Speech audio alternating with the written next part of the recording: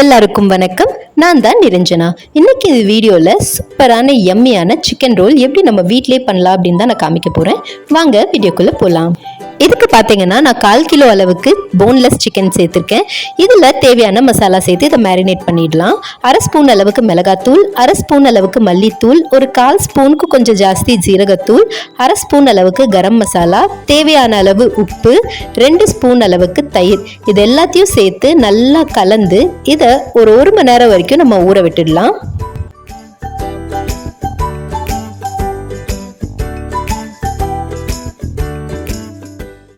ஒரு மணி நேரம் கழிச்சு இந்த மாதிரி ஒரு பேனில் ஒரு 2லேருந்து 3 ஸ்பூன் அளவுக்கு எண்ணெய் சேர்த்து அதில் ஒரு மீடியம் சைஸ் வெங்காயத்தை இந்த மாதிரி பொடி பொடியாக நறுக்கி அதை நல்லா வதக்கிடலாம். வெங்காயம் நல்லா வதங்கினதும் அதில் 1/2 ஸ்பூன் அளவுக்கு இஞ்சி பூண்டு சேர்த்து அதோட பச்சை வாசனை போகிற வரைக்கும் நல்லா வதக்கிக்கலாம்.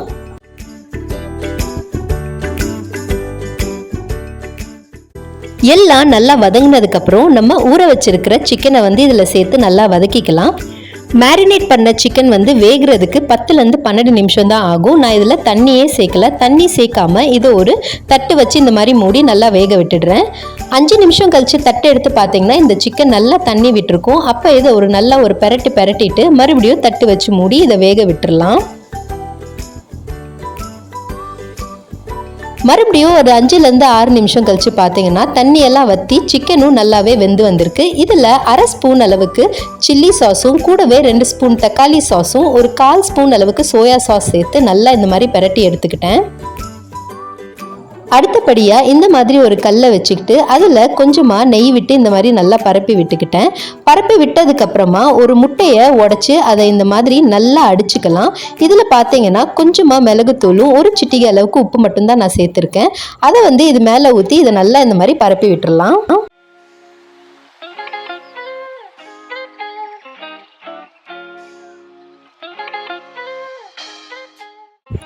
சுற்றி கொஞ்சம் நெய்யோ இல்லை எண்ணெயோ இந்த மாதிரி விட்டு வீட்டிலேயே செஞ்ச சப்பாத்தியை இது மேலே இது மாதிரி நல்லா வச்சிடலாம். கடைகளில் பார்த்தீங்கன்னா இதில் மைதாவில் செஞ்ச சப்பாத்தி தான் வைப்பாங்க. நான் கோதுமையில் செஞ்ச சப்பாத்தி இந்த மாதிரி வச்சு இதை பெரட்டி போட்டு மறுபக்கமும் கொஞ்சம் நல்லா வேக விட்டுடுறேன்.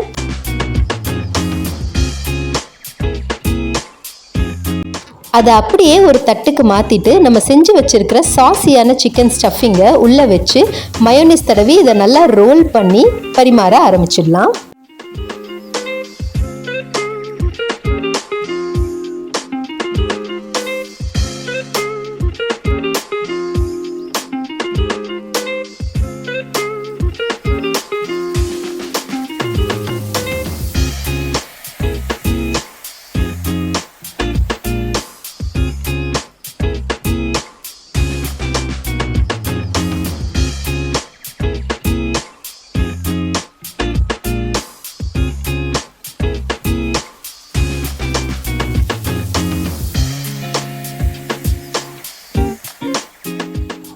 என்னோட பசங்களுக்கு பார்த்தீங்கன்னா இந்த ஆனியன் ரைத்தா சுத்தமாக பிடிக்காது. அதனால இந்த சிக்கன் ரோல்லையே கொஞ்சமாக நான் ஆனியன் ரைத்தாவும் வச்சு அவங்களுக்கு கொடுத்தேன்.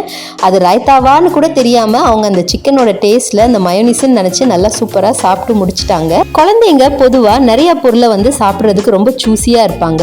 அந்த மாதிரி பொருளை ஹெல்த்தியான பொருளை இந்த மாதிரி நம்ம டிஃப்ரெண்ட்டாக செஞ்சு கொடுத்தோம்னா அது அவங்க சாப்பிட்றாங்களே தெரியாமலே அவங்களே சாப்பிட்ருவாங்க.